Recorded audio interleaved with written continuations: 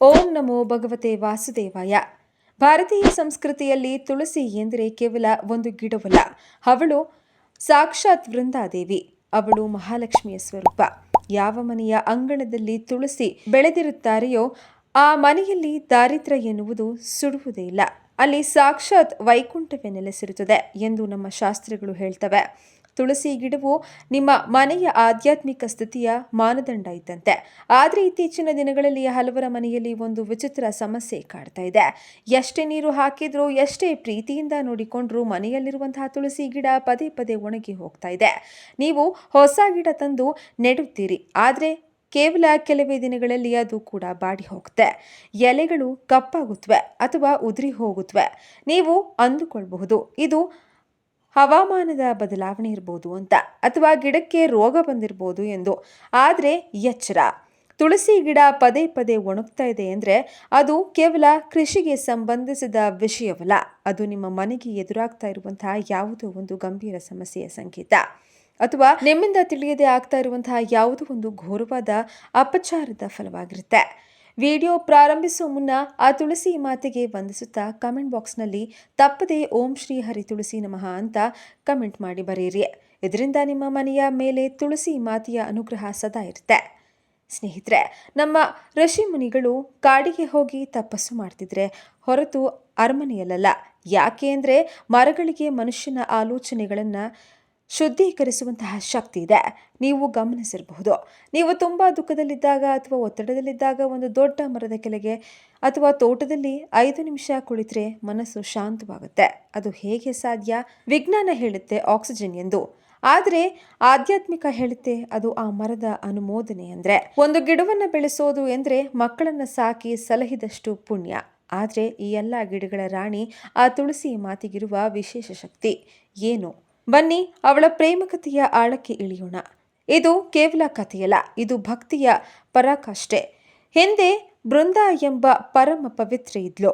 ಅವಳ ಪತಿ ಜಲಂಧರ ಒಬ್ಬ ರಾಕ್ಷಸನಾಗಿದ್ರು. ಬೃಂದಾಳ ಪತಿವ್ರತ ಶಕ್ತಿಯಿಂದಾಗಿ ಅವನನ್ನ ಯಾವ ದೇವತೆಗಳು ಕೂಡ ಸೋಲಿಸಲು ಸಾಧ್ಯವಾಗ್ತಿರ್ಲಿಲ್ಲ. ಕೊನೆಗೆ ದೇವತೆಗಳ ಕೋರಿಕೆಯ ಮೇರೆಗೆ ಸಾಕ್ಷಾತ್ ಮಹಾವಿಷ್ಣುವೇ ಒಂದು ನಾಟಕವಾಡಬೇಕಾಯಿತು. ವಿಷ್ಣುವು ಜಲಂಧರನ ರೂಪ ಧರಿಸಿ ಬೃಂದಾಳ ಪ್ರತಿವ್ಯತ್ಯವನ್ನ ಭಂಗ ಮಾಡ್ತಾನೆ. ಸತ್ಯ ತಿಳಿದಾಗ ಬೃಂದ ಕುಸಿದು ಹೋಗ್ತಾಳೆ. ತಾನು ಯಾರನ್ನ ದೇವರೆಂದು ಪೂಜಿಸಿದ್ದಾಳೆಯೋ ಅದೇ ವಿಷ್ಣು ತನಗೆ ಮೋಸ ಮಾಡಿದನೆಂದು ತಿಳಿದು ಅವಳು ವಿಷ್ಣುವಿಗೆ ಶಾಪ ಕೊಡ್ತಾಳೆ, ನೀನು ಕಲ್ಲಾಗಿ ಹೋಗು ಎಂದು. ಅಲ್ಲಿಯೇ ಬೃಂದ ಅಗ್ನಿ ಪ್ರವೇಶವನ್ನ ಮಾಡ್ತಾಳೆ. ಅವಳ ಬೂದಿಯಿಂದ ಒಂದು ಗಿಡ ಹುಟ್ಟುತ್ತೆ, ಅದೇ ತುಳಸಿ ಗಿಡ. ಆಗ ವಿಷ್ಣುವು ಆ ಶಾಪವನ್ನ ಪ್ರೀತಿಯಿಂದ ಸ್ವೀಕರಿಸ್ತಾನೆ. ಬೃಂದ, ನಿನ್ನ ಪಾವಿತ್ರತೆಗೆ ಮತ್ತು ಭಕ್ತಿಗೆ ನಾನು ಸೋತಿದ್ದೇನೆ. ನೀನು ನನಗೆ ಶಾಪವಿತ್ತಂತೆ ನಾನು ಕಲ್ಲಾಗುತ್ತೇನೆ. ಆದರೆ ನೆನಪಿಡು, ಜಗತ್ತಿನಲ್ಲಿ ಎಲ್ಲಿಯವರೆಗೆ ತುಳಸಿ ಇರುತ್ತಾಳೆಯೋ ಅಲ್ಲಿ ನಾನು ಸಾಲಿಗ್ರಾಮ ರೂಪದಲ್ಲಿ ಅವಳ ಕಾಲ ಬಳಿಯೇ ಇರುತ್ತೇನೆ. ತುಳಸಿ ದಳವಿಲ್ಲದೆ ನಾನು ಯಾವ ಪೂಜೆಯನ್ನು ಸ್ವೀಕರಿಸೋದಿಲ್ಲ. ನೋಡಿ ಎಂತಹ ಬಾಂಧವ್ಯ. ಎಂದಿಗೂ ನೀವು ಗಮನಿಸಿ, ತುಳಸಿ ಗಿಡದ ಬುಡದಲ್ಲಿ ನಾವು ಸಾಲಿಗ್ರಾಮವನ್ನು ಇಡ್ತೇವೆ. ಅದು ಗಂಡ ಹೆಂಡತಿಯ ಸಂಬಂಧವಲ್ಲ, ಅದು ಭಕ್ತ ಮತ್ತು ಭಗವಂತನ ಬಿಡಿಸಲಾಗದ ಪ್ರೇಮ. ತುಳಸಿಯ ಪ್ರತಿಯೊಂದು ಎಲೆಯಲ್ಲಿಯೂ ಕೃಷ್ಣನಿದ್ದಾನೆ. ತುಳಸಿ ಏಕೆ ಒಣಗುತ್ತಾಳೆ?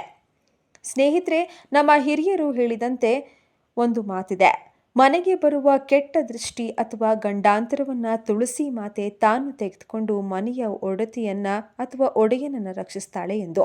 ಹೌದು, ತುಳಸಿ ಅತ್ಯಂತ ಸೂಕ್ಷ್ಮವಾದ ಪ್ರಾಣಶಕ್ತಿ ಹೊಂದಿರುವಂತಹ ದೇವತೆ. ನಿಮ್ಮ ಮನೆಗೆ ಯಾರಾದರೂ ಅಸೂಹೆಯಿಂದ ನೋಡಿದಾಗ ಅಥವಾ ನಕಾರಾತ್ಮಕ ಶಕ್ತಿ ಪ್ರವೇಶಿಸಲು ಪ್ರಯತ್ನಿಸಿದಾಗ ಬಾಗಿಲಲ್ಲಿಯೇ ಇರುವ ತುಳಸಿ ಆ ವಿಷವನ್ನ ತಾನು ಹೀರ್ಕೊಂಡು ತಾನು ಒಣಗಿ ಹೋಗಿ ನಿಮ್ಮನ್ನ ಕಾಪಾಡ್ತಾಳೆ. ಅಂದರೆ ಅವಳು ನಿಮ್ಮ ಕುಟುಂಬಕ್ಕಾಗಿ ಬಲಿದಾನ ಮಾಡ್ತಾಳೆ. ಆದರೆ ಕೇವಲ ದೃಷ್ಟಿದೋಷ ಮಾತ್ರವಲ್ಲ, ನಾವು ಮಾಡುವ ಕೆಲವು ತಪ್ಪುಗಳಿಂದಾನೂ ತುಳಸಿ ಮುನಿಸಿಕೊಳ್ತಾಳೆ. ಲಕ್ಷ್ಮಿ ಮುನಿಸಿಕೊಂಡ್ರೆ ಮನೆಗೆ ಏನಾಗುತ್ತೆ ಎಂದು ನಿಮಗೆ ಗೊತ್ತೇ ಇದೆ.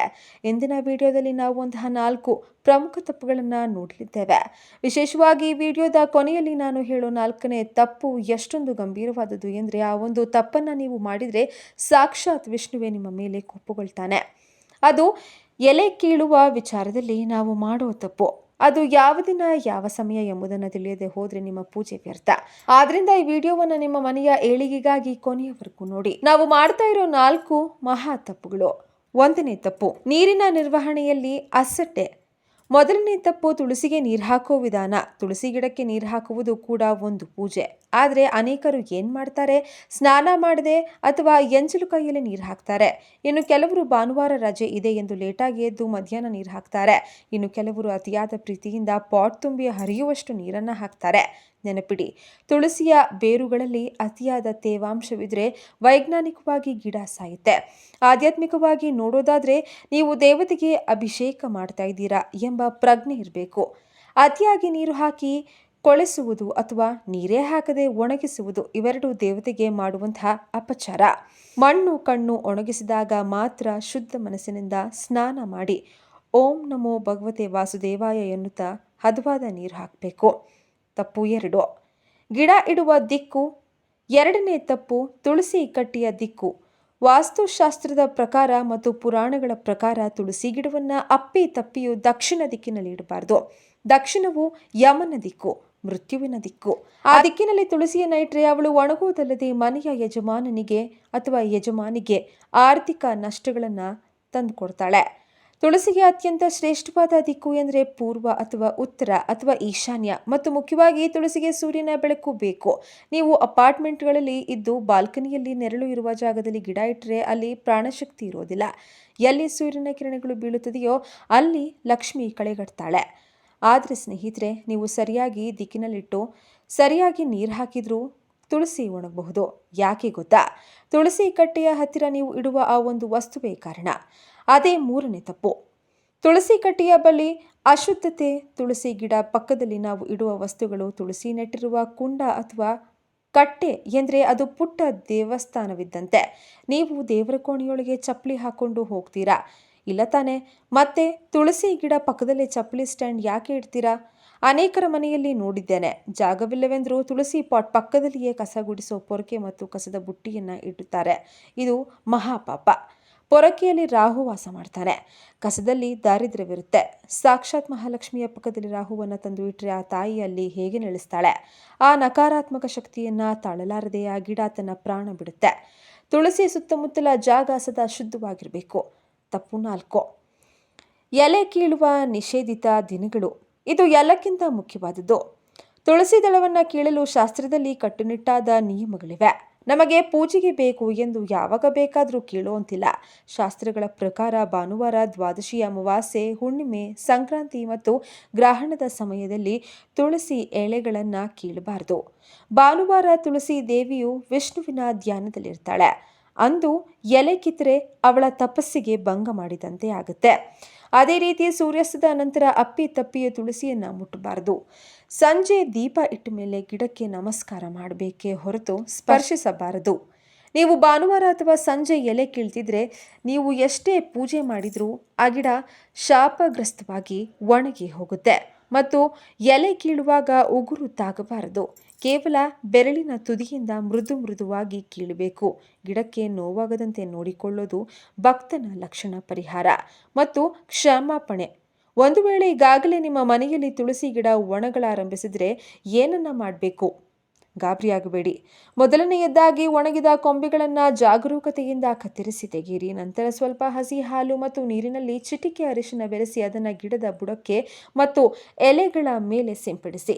ಅರಿಶಿನವು ರೋಗ ನಿರೋಧಕ ಶಕ್ತಿ ನೀಡಿದರೆ, ಹಸಿ ಹಾಲು ಚಂದ್ರನ ತಂಪು ಕಾರಕವಾಗಿದ್ದು ತಂಪನ್ನ ನೀಡುತ್ತೆ.